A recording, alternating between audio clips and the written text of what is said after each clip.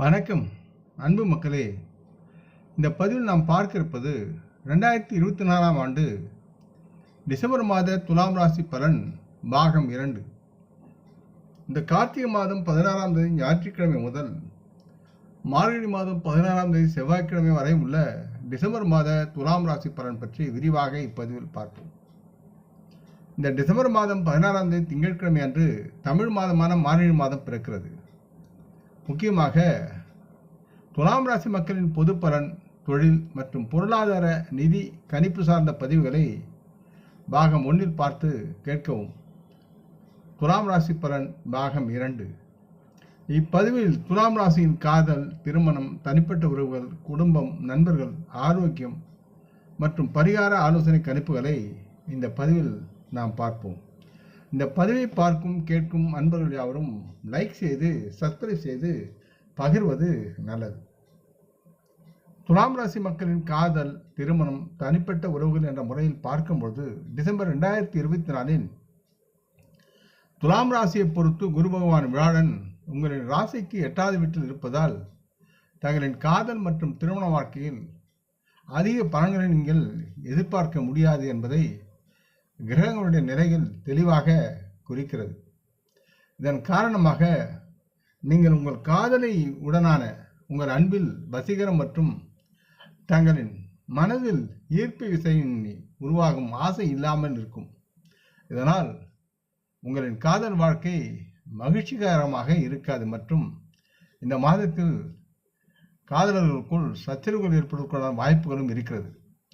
நீங்கள் உங்கள் காதலியுடன் இந்த மாதத்தில் திருமணம் செய்து கொள்ளும் தருவாயில் இருந்தால் இந்த மாதம் நீங்கள் உங்களின் திருமணத்தை தள்ளி வைப்பது மிகச் சிறந்ததாக இருக்கும். நீங்கள் திருமணம் ஆனவராக இருந்தால் இந்த மாதத்தில் உங்கள் வாழ்க்கை துணையுடன் அதிக மகிழ்ச்சியை பெற முடியாது அல்லது பரிமாற முடியாத சூழல் இருக்கிறது.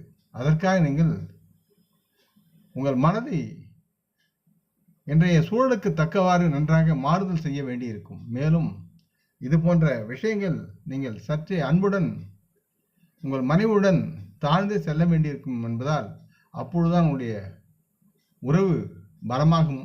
ஆகவே அதற்கு தகுந்தவாறு நீங்கள் செயல்படுங்கள். அடுத்து துலாம் ராசி மக்களின் குடும்பம் மற்றும் நண்பர்கள் என்ற முறையில் பார்க்கும்போது டிசம்பர் 2024இல் துலாம் ராசி மக்களின் குடும்பத்தில் தங்களின் உறவுகளுக்குள் நல்லிணக்கம் குறைவாக இருக்கும் என்பதை கிரகங்கள் குறியிட்டு காட்டுகின்றன.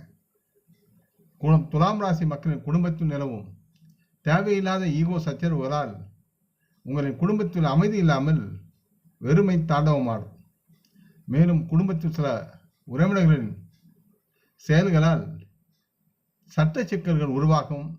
இது உங்களுக்கு மேலும் இடையூறுகளை உருவாக்குவதோடு மனக்கசப்பையும் உருவாக்கும். எனினும் அடுத்து சுக்கிரன் துலாம் ராசியை பொறுத்து முதல் மற்றும் 8வது வீட்டுக்கு அதிபதியானவர் டிசம்பர் 2 முதல் டிசம்பர் 28 வரை தங்களது 4வது வீட்டில் பயணம் செய்ய இருக்கிறார். அடுத்து டிசம்பர் 29 முதல் ஜனவரி 7 வரை சுக்கிரன் 5ஆம் இடத்தில் பயிற்சியாகி பயணம் செய்வார்.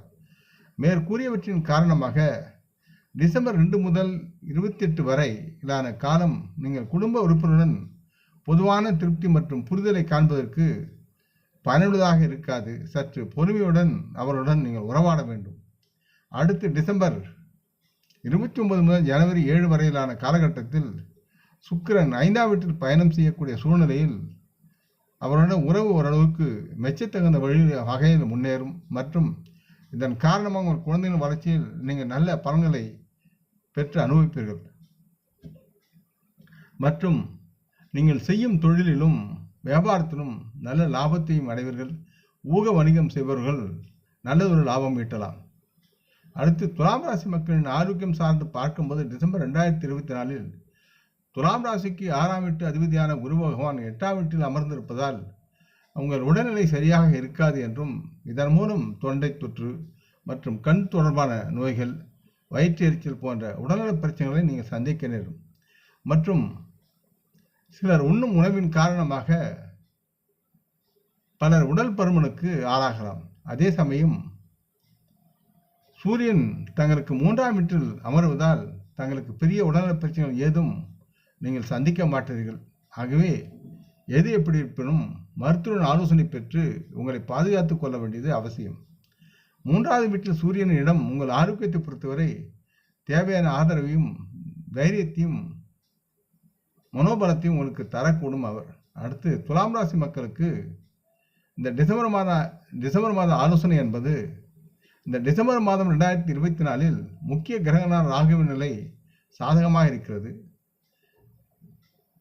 குரு பகவான்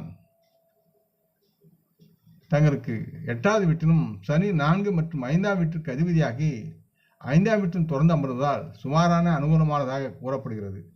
கேதுவும் 12ஆம் வீட்டில் அமர்ந்து சாதகமற்ற நிலையில் இருக்கிறார்.